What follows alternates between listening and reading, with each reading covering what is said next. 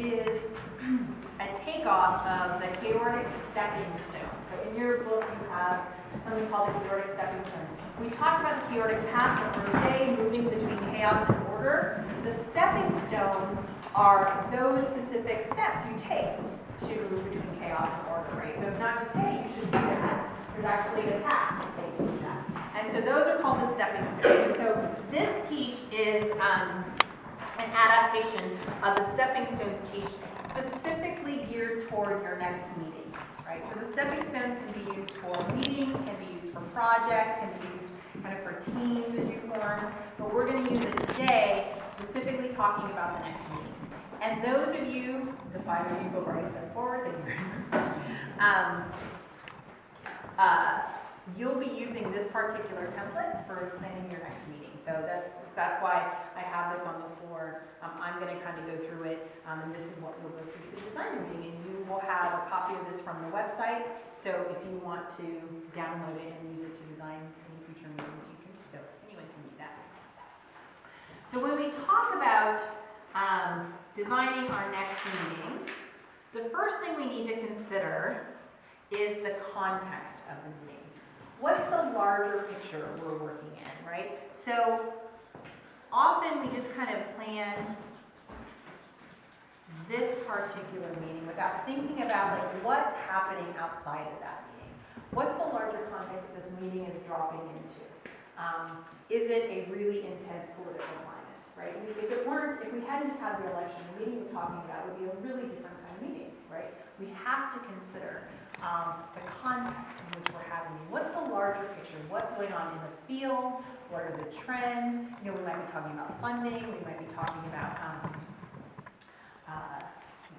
a major change in personnel. We might be talking about a new administration, right? But like, what's the larger context of the meeting is happening? What's that larger picture? Is this a standalone meeting, or is it a series of meetings, or is it a regular meeting, right? Like, so is this one meeting you're going to have, like the meeting you have once a year with these folks is going to be a really different design than the meeting you all have over the next 18 months to change your system, which is going to be really different from a regular staff meeting that you have every Monday or once a month, right? So it's kind of like the context is just kind of what are kind of the basics of this meeting, and what are you planning for? Because if it's a series or an ongoing meeting, like you actually, the bigger context is you need to consider the whole arc of what's happening. So if we're talking about, one of the things I did was I worked with a chronic disease prevention coalition out of our health department. And they knew they were going to have 4 meetings this year. And so we could have just planned the first meeting, but instead we looked at all 4 and said, like, what is it we want to get done this year? And so what will we do the first one, and the second one, the third one, and the fourth one? And then by the third one, we were thinking about the following year. So there's something about a series of meetings or regular meetings. The series of meetings gives you the opportunity to do some work over time, as do regular meetings. Regular meetings have the danger of getting stale. Like, oh, this is how we always do it, this is what we do, and blah, blah, blah, right? So, and those need certain attention, right? That's different than a series of meetings or a standalone meeting. The other thing to know right away is what is the decision-making power of the group that you're convening. Don't wait until the group has made a decision and then tell them it's not really their decision to make, or that's great, but it happens, I know. Or you've heard of that once or twice. I've heard that once or twice. Or, great, you get to make this decision unless the leadership doesn't like it, in which case it's not your decision to make, right? Like getting that decision-making power really clear up front is so key. And I will tell you, in general, I think, and Helper, we'll see if you agree with this, I find that I actually have to really push leaders on this, because they actually want to believe that the group has the decision-making power when oftentimes they don't. But the leader, in an attempt to be participatory, in an attempt to get the best thinking from people, wants to think, and I don't think it's like a power play, I mean sometimes it is, but like wants to think like, yeah, like it's your decision, like make that decision. We're like, what if they decide this? Well, then it's not really their decision. Okay, so let's just be like super clear at the outset. Intention is great, but let's know what our parameters are, where the decision making is going to lie. You've heard Deb and I talk a lot about this homelessness work we did, but the truth is we were convening a core team of about 20 people. We had 9 different work groups of 6 to 8 people each. We had a strategy group of about 25 people, and they worked for 3 years and they did not have 1 ounce of decision-making power. But we knew that up front. We knew that and said that up front. You all advisory. Everything you say will need to go through this particular board because they have fiduciary responsibility to the federal government for making the decision. So please help us do this. Please give us your best recommendations, but understand that there is a decision-making body that you're not part of, right? Like, and it was kind of like that's a bit of a hard sell, but people still wanted to be part of it. The other thing we did is we made sure that the decision makers were involved in the strategy group and the core team, so that anything that went to that decision-making body had already kind of been vetted by at least part of that decision-making body. So our goal was these groups don't have decision-making power, but we don't ever want to set them up to fail. And so we're going to make it so they don't make any recommendations that will just be slapped down by having people who have the decision-making power as part of the group. So know where the decision-making power is, be explicit about that, and say it up front. You don't want to just say right before your decision is made, or oh my goodness, after your decision is made, where the decision-making power lies. It's really important to do that up front. The other thing that it's incredibly important to give up front is if there are any parameters. If there are just things that are kind of a no-go, like you need to say them up front. And so this is another place that sometimes we have to push leaders on. And again, it's because they want the best thinking from people. They're like, let's just, what's that corporate term? Let's just blue sky it or something. I don't know. I don't think too much in that. Let's just, and then we'll see what's like realistic. Well, yeah, but like people can get pretty invested in that blue sky. Like if you just want to say, like that's not going to happen. One of the best meetings Deb and I were at, the cafe we did in LA, we had people from the federal government there, and they kind of stood up and gave their spiel and gave a sense of what they wanted to have happen at the meeting and what was possible. And then we did the cafe, and right away, those folks stood up and said, okay, here's what we need you to know. Like, that's never going to happen. It's going to require a change in federal statute. That might be possible. That sounds exciting, right? You know what I mean? And they could just right away, kind of, nobody left the meeting with any false idea of what was possible. And so if you can give those parameters up front, it's really, really helpful. And I will say that I think parameters are helpful. I don't think actually just having a blank slate makes people their most creative. I think giving some parameters really, really helps. Things like, there's not going to be any money for this, so whatever you come up with, like, has to be budget neutral. Like, that is a hard one, and often leaders don't want to say it, but it's actually true. And so we found people like, yeah, but okay, right? And like, but okay, we're going to get to work, right? Like, so if you can tell people what the parameters are and be kind of as ruthless as you can be with those parameters. Sometimes the parameters loosen up, but if they don't, you've got a working solution within the parameters. Right? So it's just about not setting people up to fail. So we will often ask people, what are the parameters that are here? Where does the decision-making power lie? What's the larger picture we're working on? Where does the meeting happen? Is it standalone as a series? Are there any big elephants in the room we should know? Right, that's important to know. Oh, well, thanks for coming in. We actually just fired half of our staff last week, so people might be a little tender. Oh, okay. Like, that's something to know. Yeah, that's kind of context kind of stuff. When is lunch? When is Susan? I want to make sure I'm good with time. I think same time as before. It's 12, Okay. 15. Okay. Great, thank you. So, if we understand the context, then we can start to go with what is the need for your meeting. And this is going to sound obvious, but it actually, I find that often folks are just, we meet because we meet. Or we're going to have a meeting, or we know that we have to get work done, so let's have a meeting. But what's the need for this actual meeting, the real need? Not like, the accepted need for the past 6 years, this is why we meet once a month.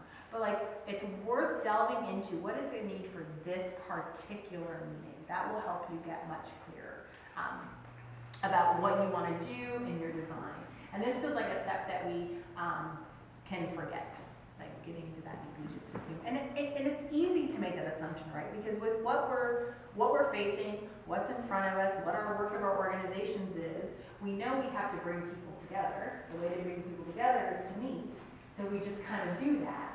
But it's worth pausing and saying, what is it that what is the need for this particular meeting? That might be done through something called a calling question to communicate that need.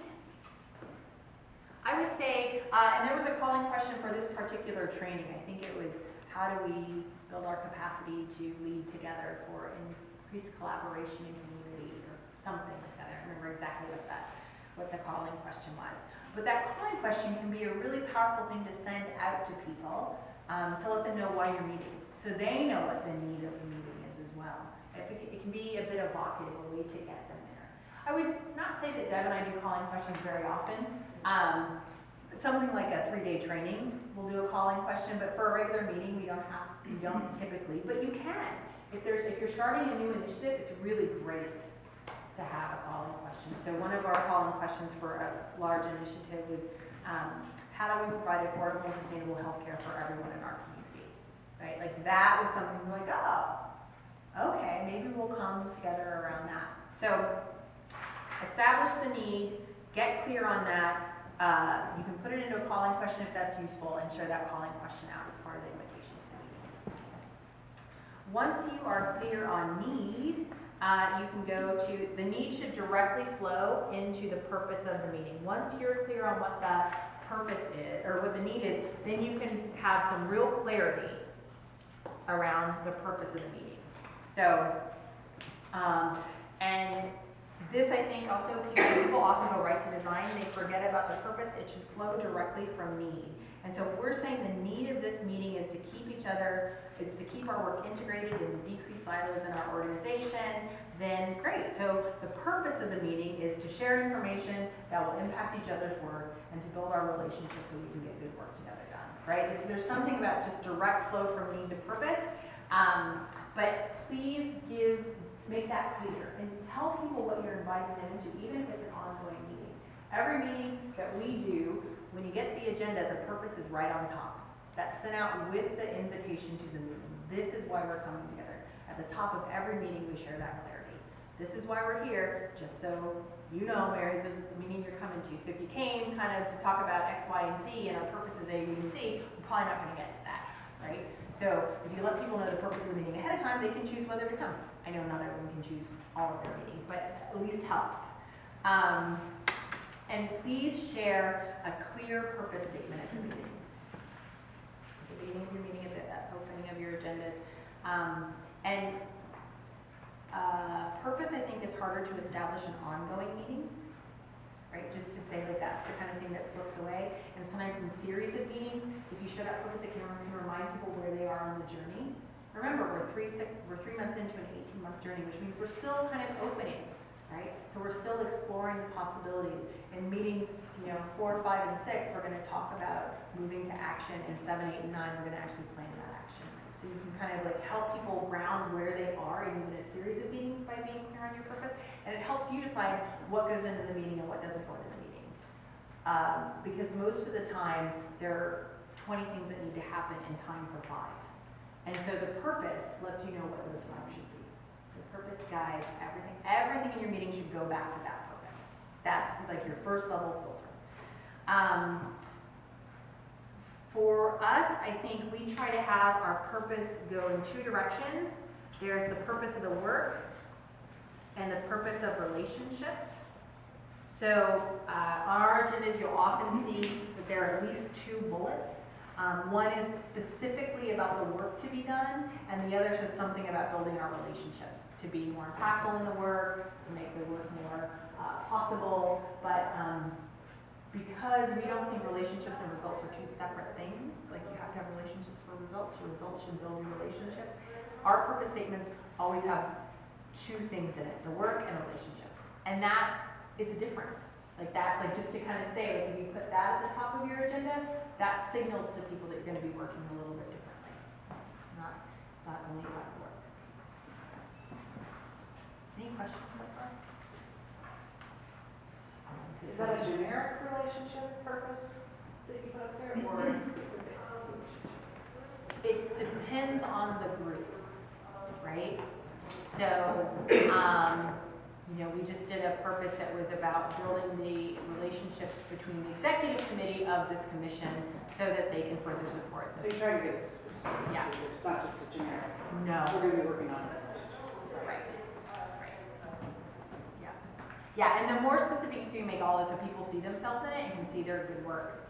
Can I say anything about purpose? I just. Oh, it's trying really hard just to hold myself, second thing about it. I would say, don't always just assume you know what it is. So I've had the, you know, sometimes when you talk to two different people who are coming into this meeting or who might be your leaders in the meeting, and you may think you know what it is, but as you talk to them, it may not be what they think it is. So that clarity, and if it's more than one person who's feeding into you or you're working with it, making sure they agree on what the purpose is. And so I just had the experience of designing the meeting and then hearing from their exec, and it was not the meeting that, and so it's like, okay, the two of you need to talk and decide what is the real purpose of what we're doing. So there's something about making sure you have that agreement too. That we all understand what that purpose is and have agreed to it. The single most often question I hear Deb Halber say is, so what is the purpose of this meeting? Like, what is the purpose of this meeting? And we'll talk another half hour and she's like, just help me out. What is the purpose of this meeting? Because people will talk all around it and they'll tell you all the things they want to have happen out of the meeting, but they actually will not be clear on what the purpose of the meeting is. Or 5 people planning will have 5 different purposes.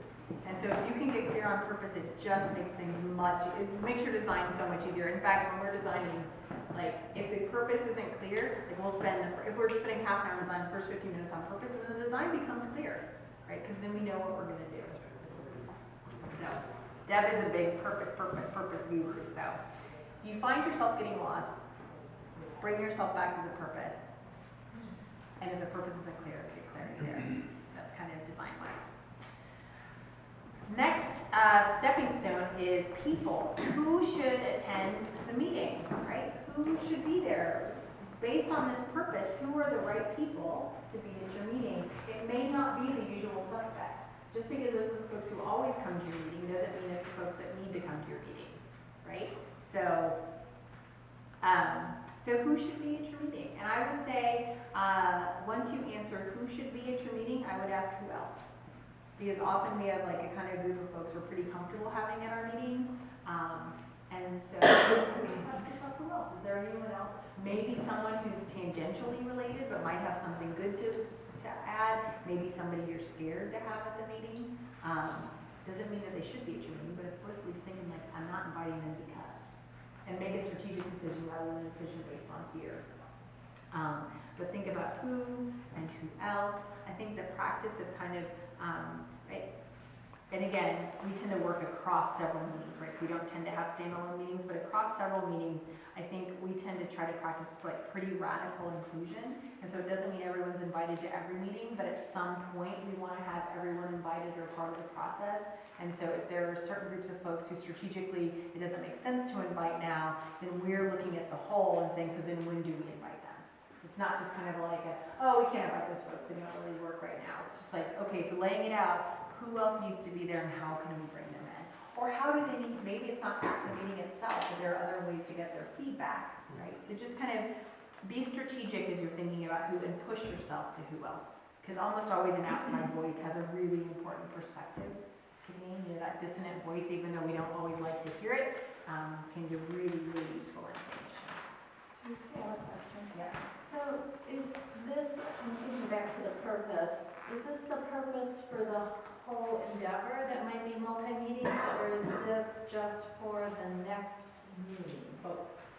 Yeah, okay, so you would do one, so there's one that maybe is the larger, and then you do each meeting? Yeah. Okay. Exactly. That's exactly right. have a question. This may be a whole other kettle of worms that we don't want to open. I think I'm missing more metaphors. What about that person who is always the naysayer? Who is the person who comes in with